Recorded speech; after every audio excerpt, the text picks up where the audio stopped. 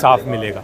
Sir आज तो bench उठ गया, आज की बात हो रही है, कल क्या हो सकता है, आगे क्या होगा, कैसे ये? जी देखें, आगे एक ही प्रोसीजर नज़र आता है मुझे जो कानून के मुताबिक है, वो ये है कि कमेटी 3 मेंबर की बैठे और 3 मेंबर की जो कमेटी, जिसमें चीफ जस्टिस साहब हैं, जस्टिस मसूद अली शाह साहब हैं और जस्टिस मोइनुद्दीन साहब हैं, वो तीनों बैठें और बैठ के फैसला करें कि बेंच कौन सा होगा। उस बेंच के सामने समाअत हो सकती है, क्योंकि अब ये बेंच तो अगर मुनीब साहब नहीं बैठते तो ये ख़त्म हो जाता है। और दूसरा इशू ये है कि जो नया बेंच बनता है उसमें ज़रूरी है कि मुनीब अख्तर साहब हों। अगर कल भी वो नहीं आते तो उस बेंच में भी समाअत नहीं हो सकेगी। इसलिए मेरी नज़र में जब तक जस्टिस मंसूर अली शाह साहब कमेटी में नहीं बैठते और जस्टिस मुनीब अख्तर साहब जो हैं वो बेंच पे नहीं बैठते, तब तक इस रिव्यू की समाअत मुमकिन नहीं है मेरी नज़र में। अगर मंसूर अली शाह कमेटी में बैठते हैं और इख्तलाफ करते हैं बेंच से, तो 2 रुकनी जो कमेटी है वो बेंच तो तश्कील दे सकती है। जी वो अलग बात है, लेकिन बैठें तो सही पहले। यानी आप समझते हैं कि मंसूर अली शाह साहब नहीं बैठेंगे?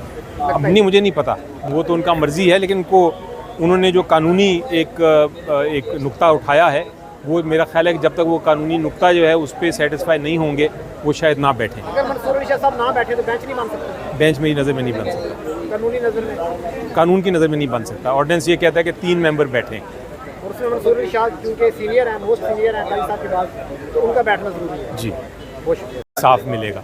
सर आज तो बेंच उठ गया, आज की बात हो रही है, कल क्या हो सकता है, आगे क्या होगा, कैसे ये? जी देखें, आगे एक ही प्रोसीजर नज़र आता है मुझे जो कानून के मुताबिक है, वो ये है कि कमेटी 3 मेंबर की बैठे और 3 मेंबर की जो कमेटी, जिसमें चीफ जस्टिस साहब हैं, जस्टिस मसूद अली शाह साहब हैं और जस्टिस मोइनुद्दीन साहब हैं, वो तीनों बैठें और बैठ के फैसला करें कि बेंच कौन सा होगा। उस बेंच के सामने समाअत हो सकती है, क्योंकि अब ये बेंच तो अगर मुनीब साहब नहीं बैठते तो ये ख़त्म हो जाता है। और दूसरा इशू ये है कि जो नया बेंच बनता है उसमें ज़रूरी है कि मुनीब अख्तर साहब हों। अगर कल भी वो नहीं आते तो उस बेंच में भी समाअत नहीं हो सकेगी।